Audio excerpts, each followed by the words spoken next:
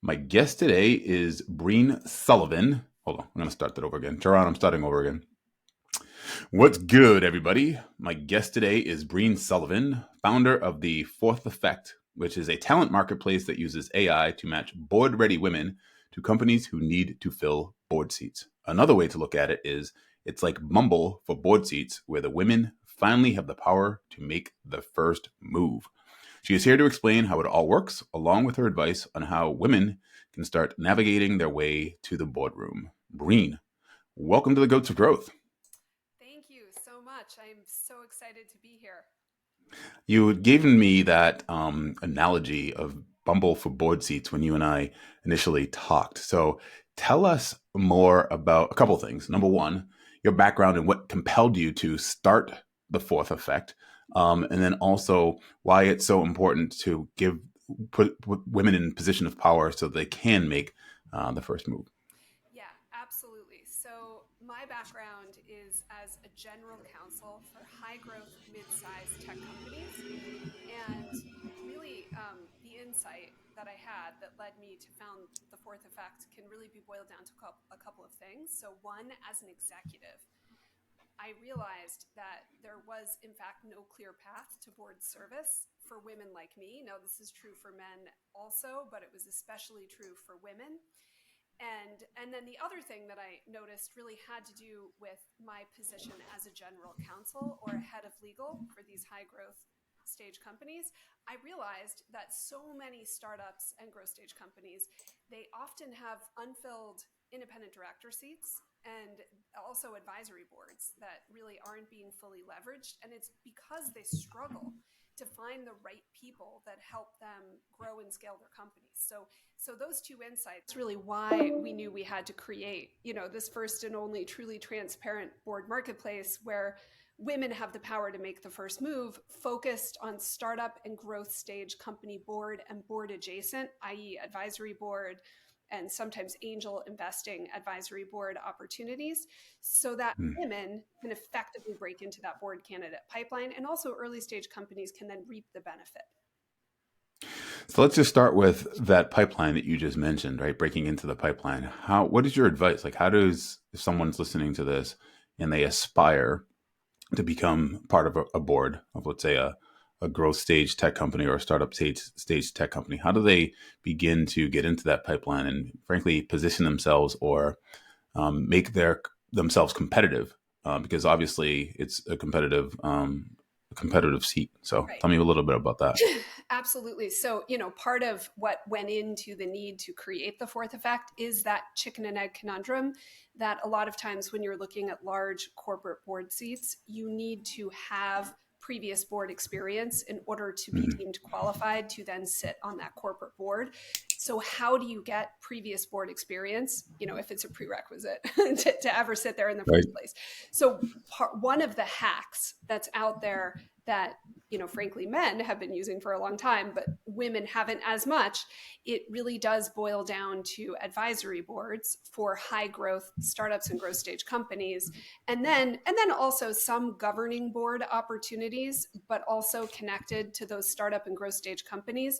And what I mean by that would be, of course, director seats, but also observer seats. So this is an untapped secret for a lot of women in corporate America who just either didn't realize that and or don't have within their network a bunch of startup entrepreneurs and founders or GPs of venture funds, seed and pre-seed stage venture funds that they can reach out to in order to access those opportunities. One other thing I'd say is that a lot of times when a growth stage company is taking on funding and they're getting outside pressure to start to really build out their governing board, they will look to their advisory board as sort of a short bench of potential candidates. So advisory seats, on the one hand, it can be an opportunity to grow with that company as that company scales. Where does that advisory seat? How do you position yourself for that? In other words, if I want to get on an advisory board or an advisory seat, where does that start? Is that with my network? Where would you suggest I begin?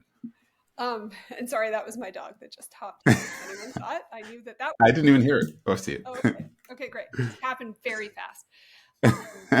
Um, Okay, so absolutely, networking is the single most important thing. So there's a lot of stats I will talk about frequently when I speak about boards, and then specifically diversity at the board level, whether these are advisory boards or governing boards, and then drilling down even more, very much focused on gender diversity on those boards. A statistic I say frequently, I like to point to, is that no one in fact knows what exactly the statistic is, but we do know it's likely less than 16% of private company directors are women. So what I mean by that is that, a lot of times we hear the stat in the news, 29%. That is talking about publicly traded companies where the information about the demographics and the composition of the boards is public record.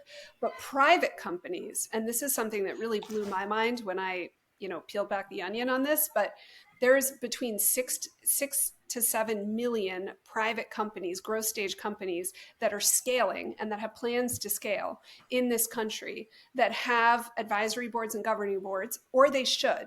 So a lot of times they're under leveraging, like, I said in the beginning, but those board opportunities are entirely sourced by networking, which is why that statistic of 16% or less of those seats are held by women is not surprising. Because if you're a woman in corporate America, look to your left, look to your right, who's in your immediate network? Is it a bunch of GPs of seed stage venture funds and maybe some guys in private equity and, some startup founders, CEOs? Usually it's not.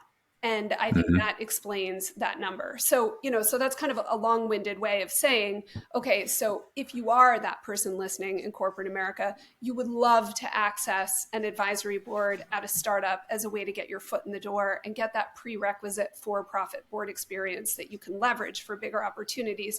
How do you do it if that isn't your network? And that's literally why we built the Fourth Effect and Bumble for Boards, as essentially it is the network. That's who's there. There's 800 startups and growth stage companies. They are all building out their boards inside the platform, and so there's an opportunity to kind of swipe left and swipe right on those board opportunities, but also to get to know the individuals that are the decision makers behind those opportunities, often in an organic way. What's the difference between advisory board and governing board? That's a great question. Okay, so advisory board is a contractual relationship, essentially, that the CEO, the management team, has with individuals who are serving at the pleasure of that management team and who are there in order to help the CEO and management team be successful. It's a contractual, like from a legal vantage point, it's a contractual relationship. It's similar to a 1099, a relationship you'd enter into with a consultant.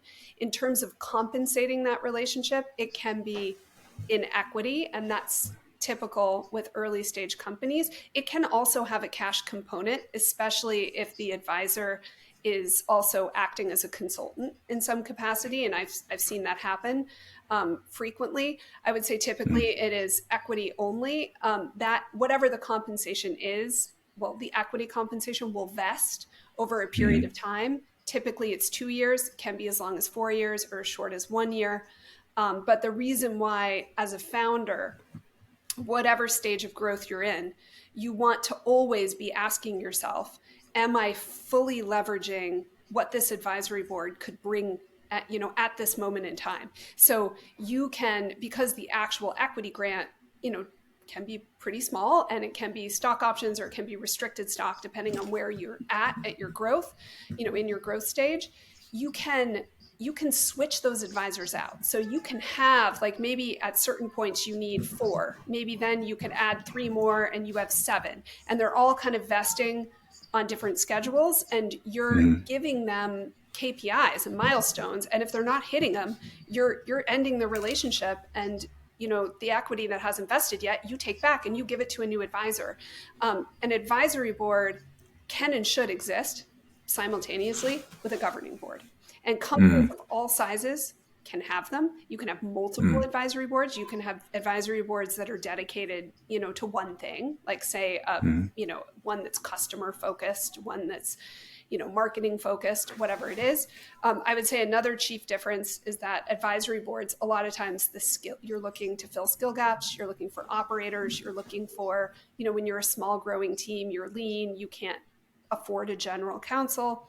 That's a great advisory board member because it meets a need. It can be high level, not legal advice, but really valuable. A governing board, there is a fiduciary obligation that those directors have to the shareholders of the corporation. That's one of the big fundamental differences. Also, governing board seats are dictated by the formation documents and the bylaws of the company. And so, when the company, depending on if it's a C Corp, where it's incorporated, it's going to have formation documents and bylaws that will outline and dictate the number of directors. Typically, the majority shareholder is the founder early days, and that founder has a lot of leverage actually with, they can make decisions, especially before outside investors have too much power, and they can decide to have more directors sitting around the table before they go into a funding round, which can have some strategic benefit. And early days, when a founder owns the stock, even those directors with a fiduciary obligation to the majority shareholder essentially are still serving at the pleasure of the CEO and founder when the CEO and founder is the majority shareholder. Now that can change quickly. So it's a more fraught relationship. It's more intense. It is legally, there's potential liability and exposure that comes along with being a fiduciary board director. Insurance is almost always required, D&O insurance. So a company has to be able to be at a stage to be able to have that insurance if they are building out their governing board. I know that was a lot of information, so I'll stop. Yeah, no, there's a lot there. I'm writing a lot down. A couple of things, just to make sure I'm clear. Is there a difference between being an advisor and being on the advisory board? Or is it the same thing? I love that you asked that question. It comes up a lot. It's funny. It always makes me think of Shakespeare. A rose by any name. Right. I'm getting the quote wrong, but you know what my point. Yeah. So, Right. so whether it's advisor, it's advisory board, it's advisory council, whatever the nomenclature, it's the same thing. It's a contractual relationship with individuals that are there to do everything I described before. And you, as the founder and CEO, I know you might want to have purely one-on-one interactions with those advisors. You might want to assemble them together in an advisory board that meets some regularity or as a group. You do not have to. There are no rules. It is totally up to you as a founder, and it might change. Like early stage, you might decide it makes a lot of sense to meet individually one-on-one with a small group of trusted individuals. As you start to scale and grow, it might make sense to create, have it be more formal and have there be, group meetings. It's really, there is no rule book. Got it. And then going to the governing, well, actually just staying with advisory board for a second. So you're saying that seems like it would behoove the company to round out the advisory board with functional expertise for different functions. If they're lacking in, let's say, customer success or lacking in whatever a particular function is, and they're not necessarily in a position where they can afford somebody full time, this is a good way to sort of round out the executive functions within these teams. Is that fair to say? I think that is really fair to say. Yeah. There's an adage, like when you're talking about corporate fiduciary boards, large company boards, there's this idea of nose in, fingers out. So you're not an operator. You are not, managing the business. You are advising at this very strategic high level. With an advisory board, that adage does not apply. So it is not nose in, fingers out. It can often be, a lot of times you might need some fingers in. And and yes, skill sets that either are just lacking or sometimes it can be like a really key set of connections, introductions, access to something that you really specifically need to hit a KPI, say over the next 24 months. Those individuals would be fantastic advisors. They wouldn't necessarily be who you want as an independent director. So I Got it. think that is great. And the one other thing I would mention about that is skill set, because I mentioned general counsel. That's my background. I do, that was part of what was behind founding the Fourth Effect in the first place, was looking to my fellow general counsel that I talk to all the time and seeing how we would immediately bring value as an advisor to a pre-seed or a seed stage or Series A stage startup that can't afford an in-house legal function, even without giving legal advice. I think the same thing could be true for a CHRO, for instance, which I know in your audience that's a popular group. And, as a GC, I've also been a CHRO. Officially, I was once. Unofficially, I was the two other times that I was general counsel or head of legal. And I think that skill set absolutely, early and growth stage companies, they're not hiring a CHRO. They're learning as they go. They're using a PEO provider, some sort of outsourced HR. So I think CHRO is really valuable at the advisory level, but I also think at the governing board level, there's increasing awareness of the importance of CHRO, especially following the pandemic. How did they stratify the roles within the governing board? In other words, in the advisory board, there's functional expertise is really necessary because nose in, fingers in, basically there. And on the governing board, it's nose in, fingers out. So it is more strategic, high level. Is it still the same? In other words, do you want folks on the governing board that have functional expertise, or does it matter? Like, how do you decide how to actually choose who's on the governing board and what role they're filling? Okay, well, Yeah. that is also a great question. And I think, one thing to say about private company fiduciary boards, it's a black box. And what I mean by that, it's a black box in every way. So when you're talking about statistics that relate to the demographics of who's sitting around the table, black box. When you want to know, how are people compensated? Is it cash and equity? Black box. I mean, there are like some very general, like, yes, they're usually getting cash and equity. And yes, it's more than an advisory board. But the variation between, what can you expect to earn as a corporate independent director for, a sizable private company, that is all over the map. No one knows. You are negotiating that directly with the company.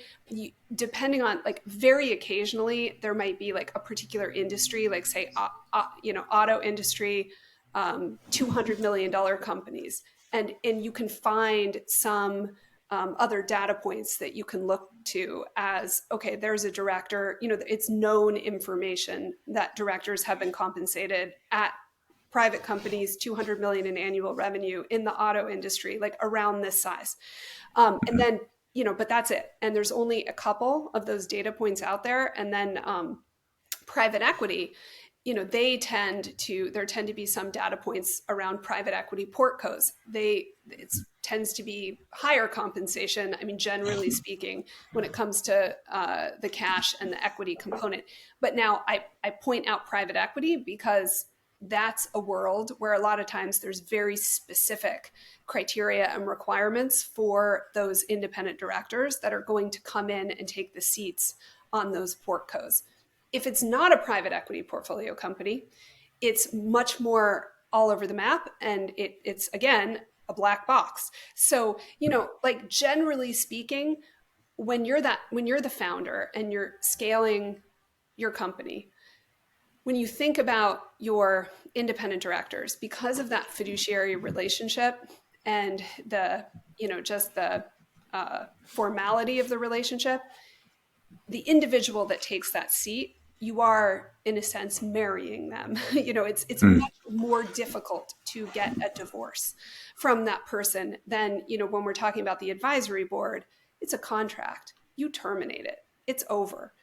A fiduciary board member, it's different. They have, depending on a lot of details, they have rights. There are, you need to tread more carefully. So I think that the trust, high trust, is extremely important. Another thing that's extremely important is independence, but also in your court as a founder. So and this is one of the reasons why we stress a lot with our startup and growth stage companies, they should be thinking about their fiduciary board before they take a funding round, and they have venture capitalists with a strong point of view taking those seats and telling them what to do.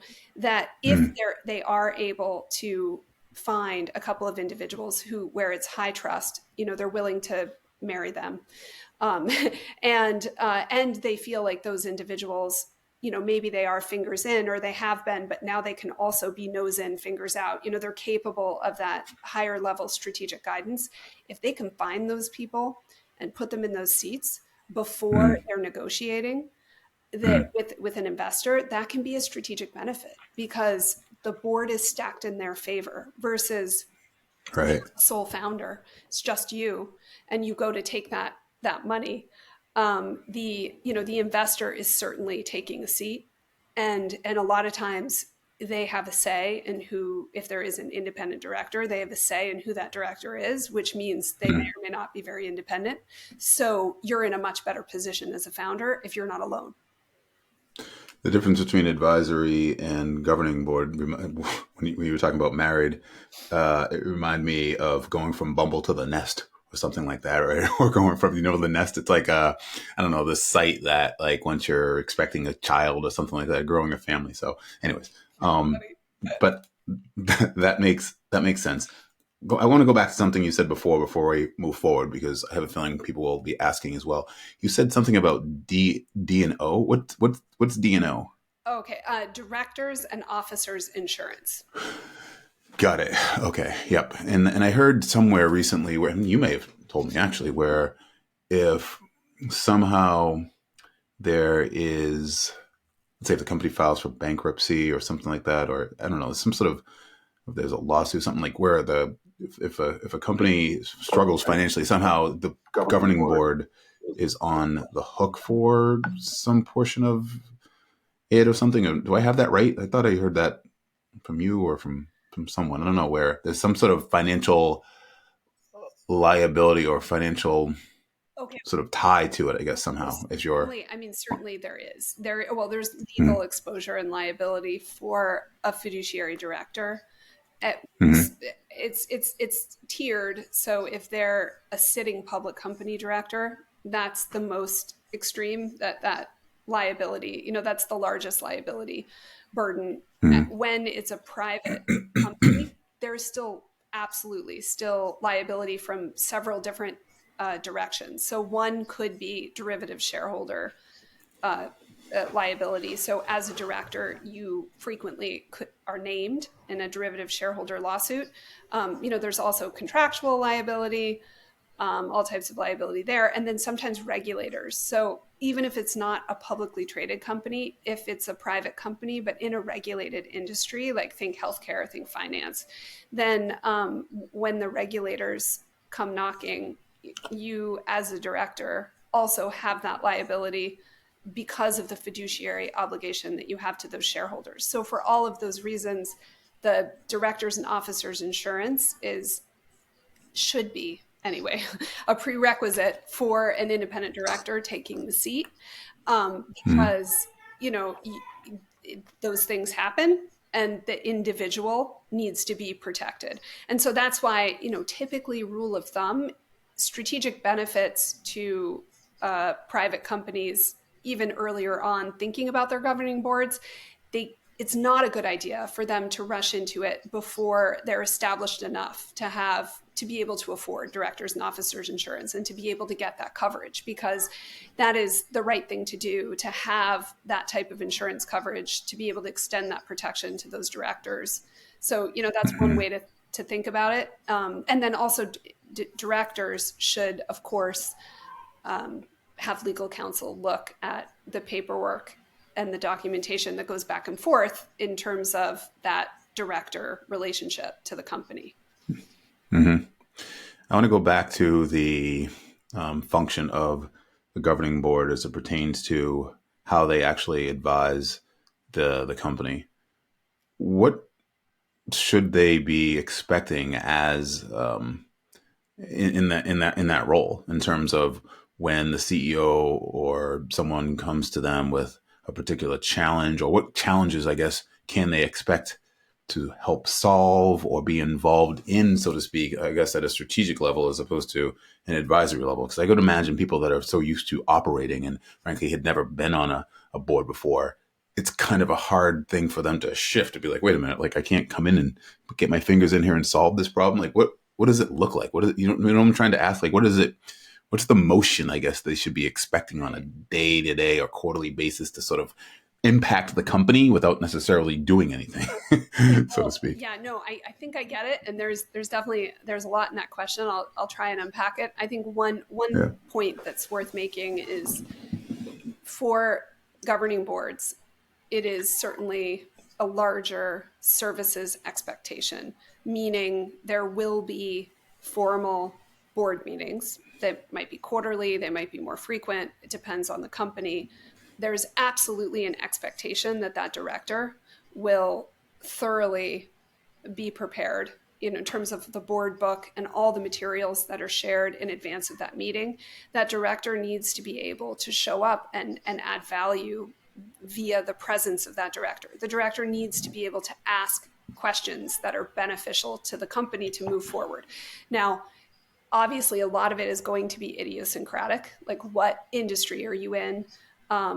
What is the particular expertise and experience of that governing director in terms of how that director is adding value to that governing board.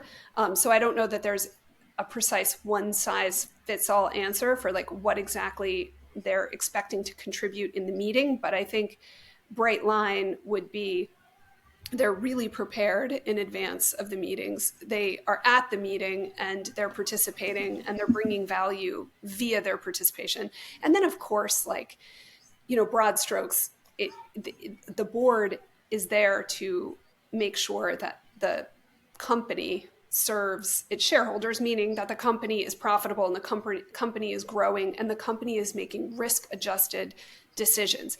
And I guess that's the next point I want to make, which is diversity. And one of the arguments for diversity at the board level is that there have been so many studies now in the United States, but also internationally, that have really been very dispositive that when there is diversity at the governing board level, the decisions tend to be more risk adjusted.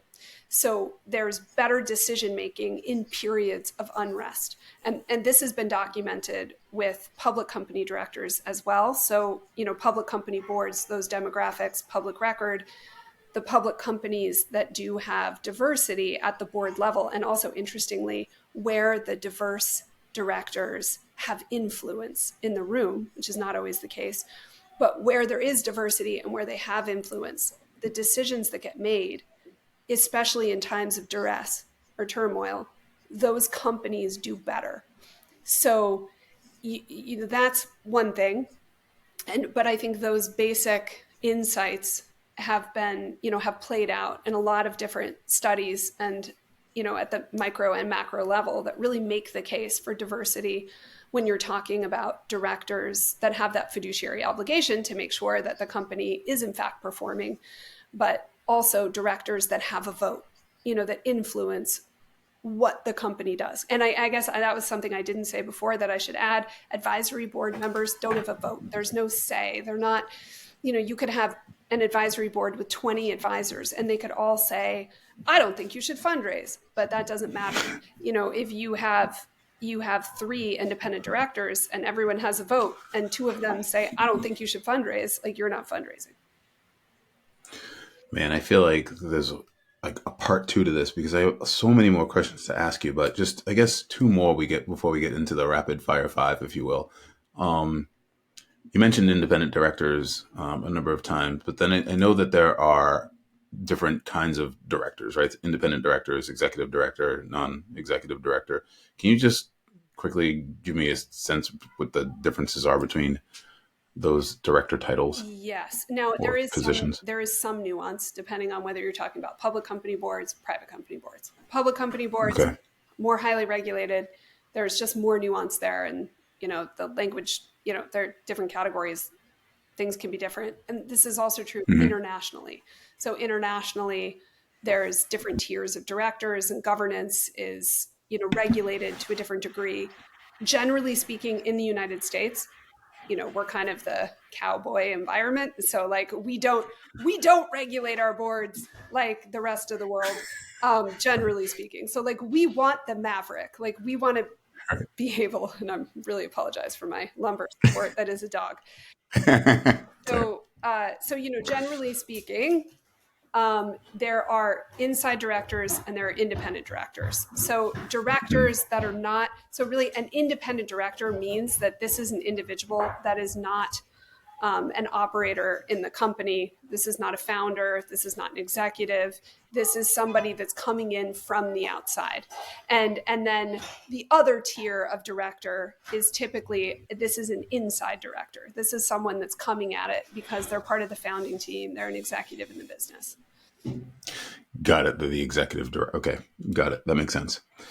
How do you get the word out more? Right. In other words, I think this is something that, frankly, more people should know about, right? That there's a platform where women can find board seats and be considered, have a seat at the table, as I always say, right? Like, what is your go-to-market now? How are you getting it out there? What more can, frankly, I do or people that are listening do to help evangelize this and really get, So I more love people into the that platform? question. So thank you for answering it. Of course. I mean, honestly, we are word of mouth growth. So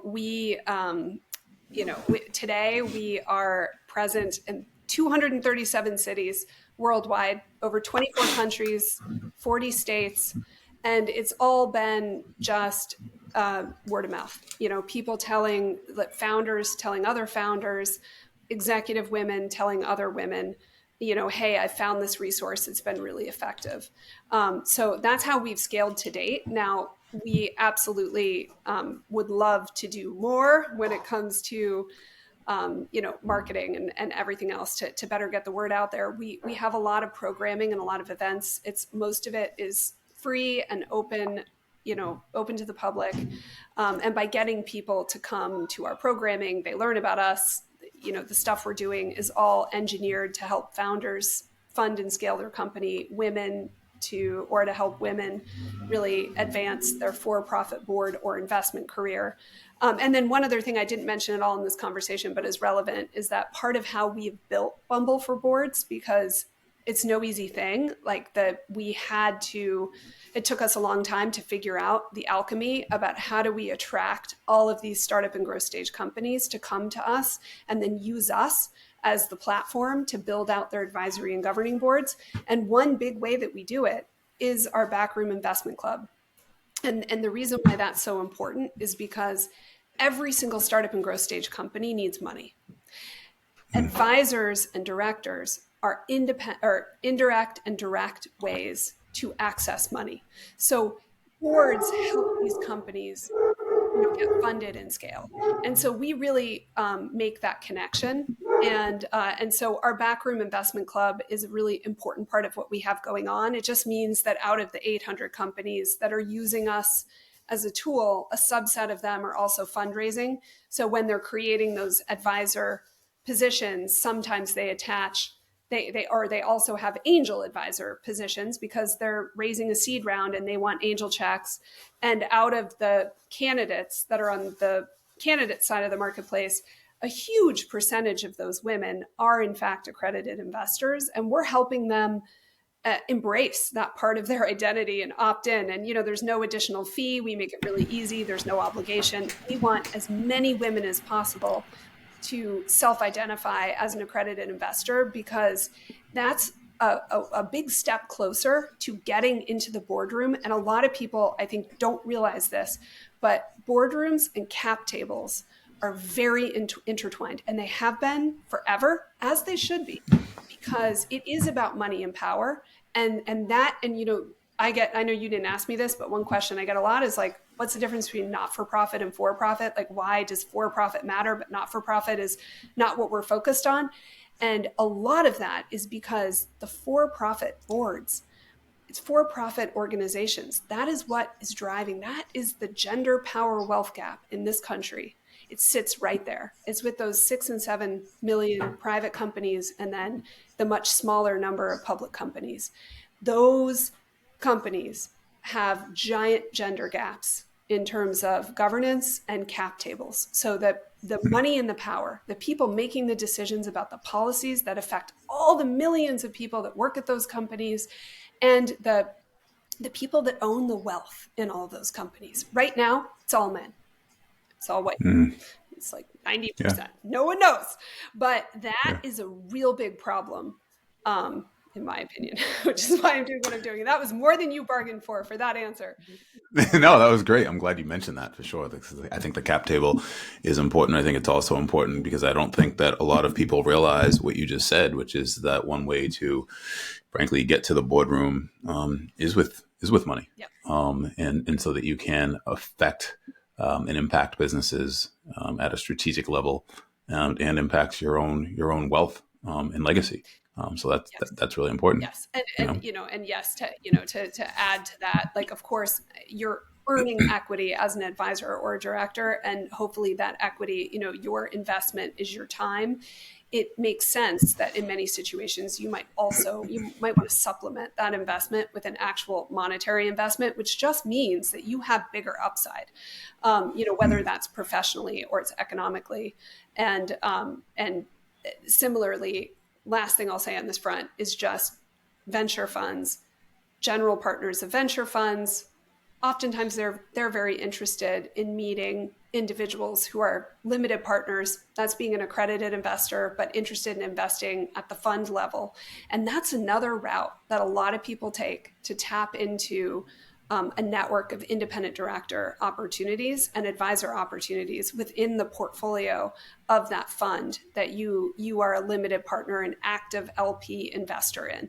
So that's another thing that I feel like is just not public knowledge, but it's actually not that big of a leap that you would think about, be open to the idea of angel investing, which can be really small. I mean, sometimes people are making angel investments as small as $500, if it's an SPV, a special purpose vehicle that's created that takes these small dollar amounts.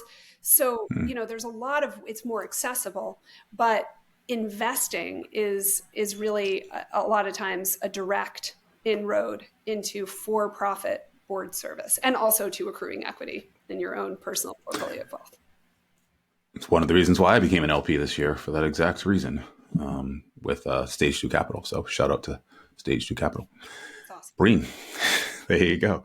You ready to do the easy part, which is the rapid fire 5, ask you 5 questions, give me 5 answers, and then I'll ask you a bonus question and we'll get you on out of here. That sounds great.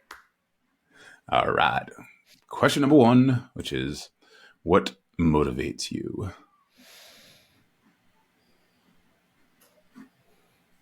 See, this is supposed to be the easy part. I know it's the longest pause of the entire episode. Maybe I should restate that. What motivates me? I mean, I don't know what doesn't motivate me. Right. The existential questions are always the hardest, right? Right. I don't have a quick and dirty one-word answer for you, sadly. But I get I want to make the world more balanced. Okay. I like that. Bring more balance to the world. That's a good one. This might dovetail to that one, but we'll go for it anyways. Name a big goal you have right now, and when would you like to accomplish it? When would you like to balance the world, Breen? Okay. Breen. Well, and part of that, so I would right now we have just under 1,000 opportunities in our board marketplace, and I would really like to have between 3,000 and 4,000 by the end of next year. Between 3,000 and 4,000 by the end of next year. Okay. We'll see. Hopefully we can help you do that. What's your most preferred way to learn new information to stay sharp?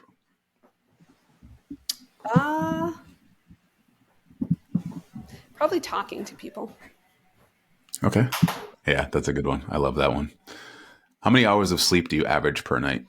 I'm a big sleeper. So I try and get like between 8 and 9.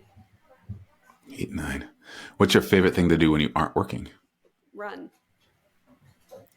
Run. Awesome. Last question, which is a bonus question, actually.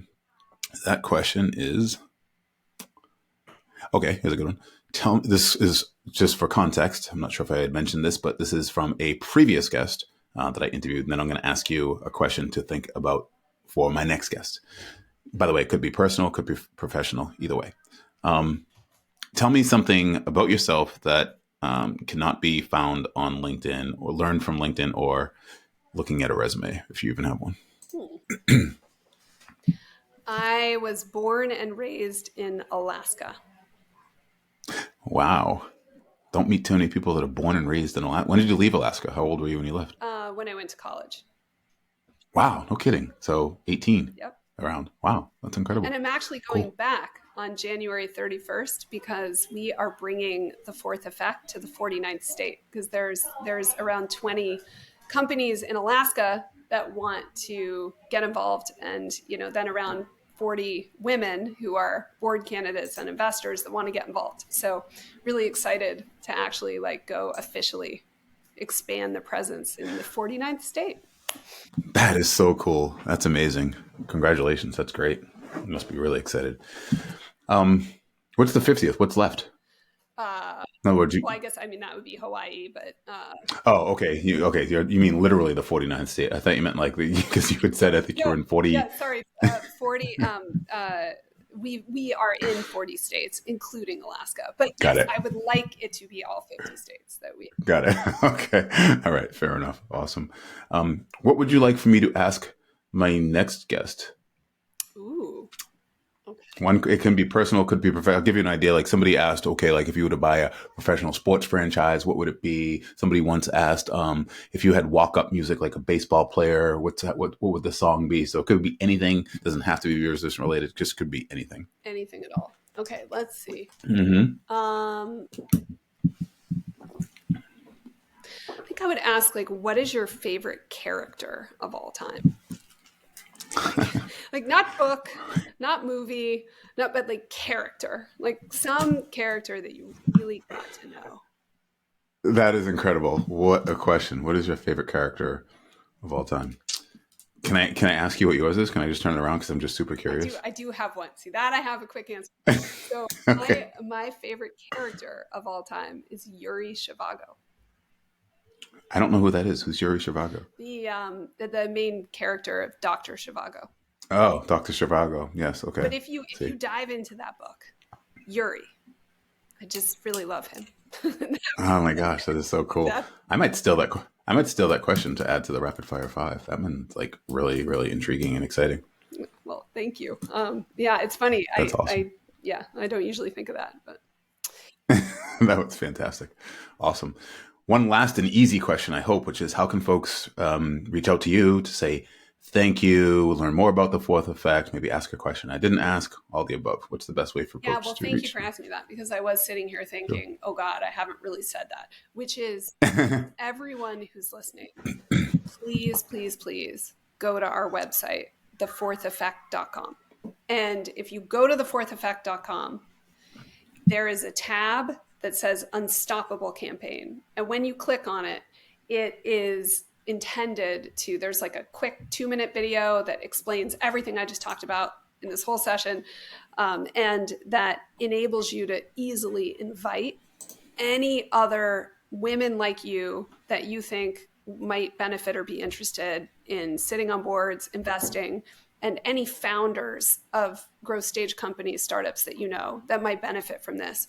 So we really want you to click on that Unstoppable Campaign, and then inside there's just links that enable you to share it out, over text, over email, over LinkedIn, to share it with as many people as possible so that they can learn about us. And then also there's a discount code, Unstoppable 23, but you'll see it when you go in there, that gives 50% off all of the memberships, and the links are direct. So there's no waiting period or application period, because you are pre-vetting people for us. And then, we will go back and look at them after the fact. But so listening to this call, if you go to our website, You click on that Unstoppable campaign. You yourself can sign up, whether it's at the freemium level, or I really hope you would join at the premium level to actually be a board candidate, be an investor, or build out your board, find funding.